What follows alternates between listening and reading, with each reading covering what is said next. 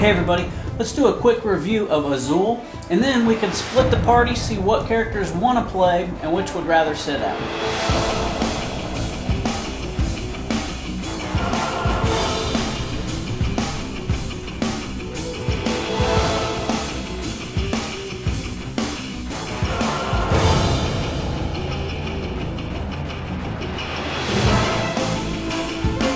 Now each round of Azul is going to be broken up into two phases. The first phase, you're going to be purchasing tiles. And if you go first, you're going to throw your tile in the middle. You're going to choose which one of these displays you want to take all of a single color from. So for instance, if I take these two, I can put them anywhere on my board. And then those will go into the middle along with the first player token. Now, from then on, anybody can also do that same thing and take all of a single color from a display tile, or take all of a single color from the middle along with the first player token and put it down here on their board.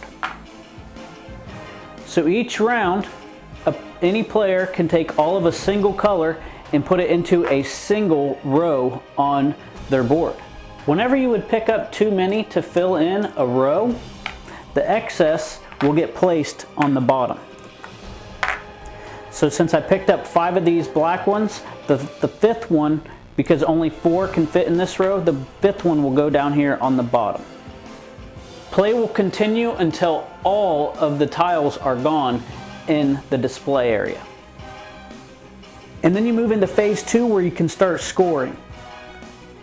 Any row that has completely been filled up, like these 3 rows, the black, the light blue, and the blue, you can then move the rightmost tile over onto your wall.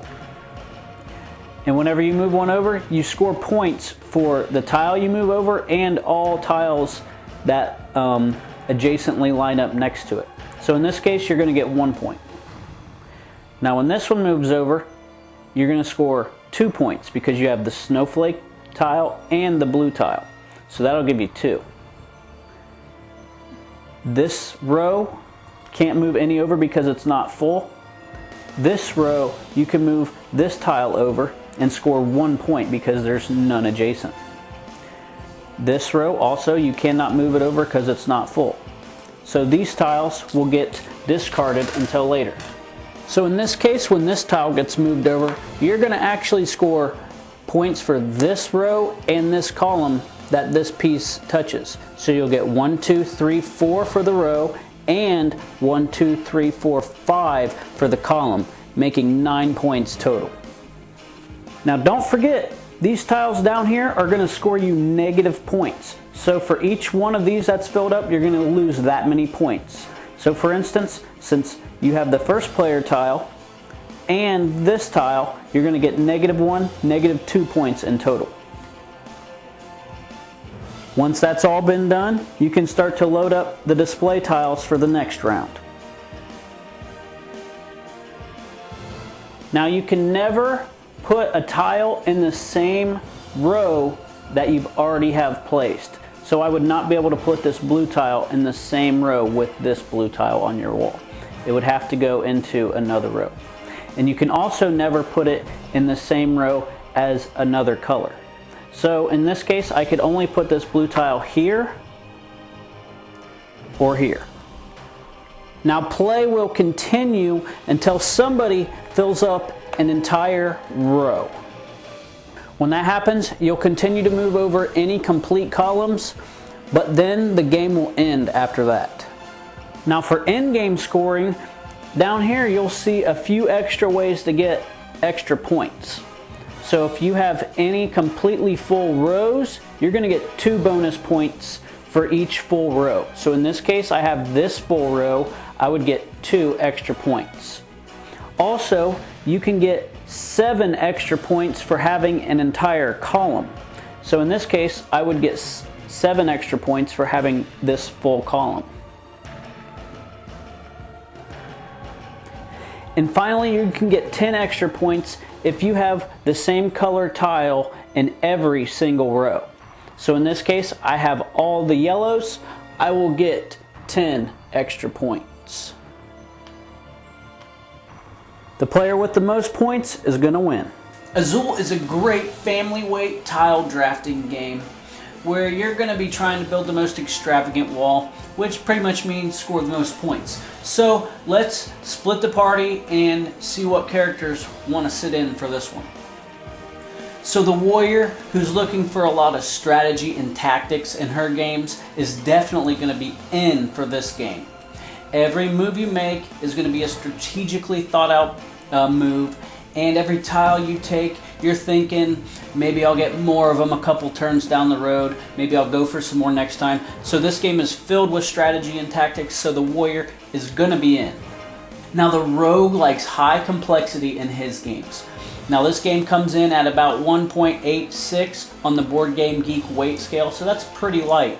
And it's suggested for ages 8+, and I think 6, 7, 8, and on is a perfect age range. So this one's going to be a little light for the rogue, so he's going to be out of this one.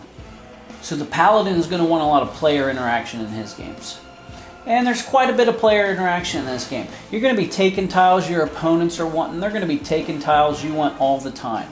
You're going to be trying to go for specific tiles, and you're going to try to be a little bit secret about it. But it's going to be pretty obvious since everything is out in the open and everything. You're going to be sticking your opponents with tiles they don't want. A lot of player interaction in this one, so the Paladin is definitely in. Now the Mage wants the mechanics in her games to be driven by skill and intellect. Now this game, all of the information is going to be perfect. You're always going to see exactly what your opponents have. You're always going to see exactly what tiles are available. There's a little bit of randomness with what tiles come out each round, but in this one, it's plenty enough skill for the Mage to be in to play this game. So the Barbarian wants combat and conflict. Now you have a little bit of player interaction, conflict, by choosing what tiles your opponents have and everything, but there's not a whole lot of, I would say, combat or conflict in this game, so the Barbarian is going to sit out. Now the Sorcerer is the opposite of the Mage. He wants randomness and luck for his games, and he's going to be sitting out of this one. There's just not enough randomness or luck. There's too much perfect information, so he's sitting out for Azul. So the Bard wants story and theme for her games. Now, this game is pretty much just totally abstracted from its theme. You're supposed to be building a wall, but I don't feel it. The theme and the mechanics just don't really connect very well.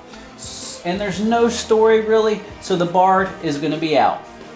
And the Cleric wants game length in his games, and I'm just going to put it up front. He's out. This game lasts 30 to 45 minutes and you're done.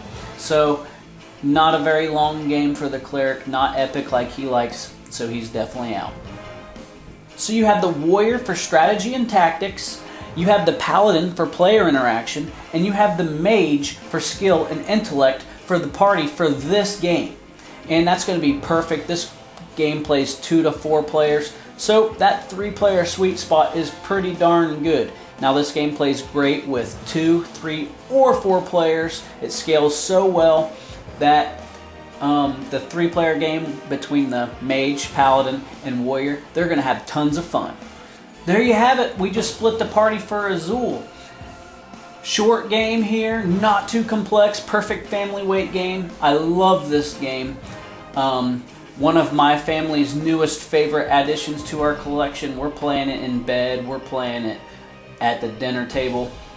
Such a fun game. I recommend checking this one out. So hopefully you guys enjoyed this episode of Split the Party. I'll see you next time. Have fun, everybody.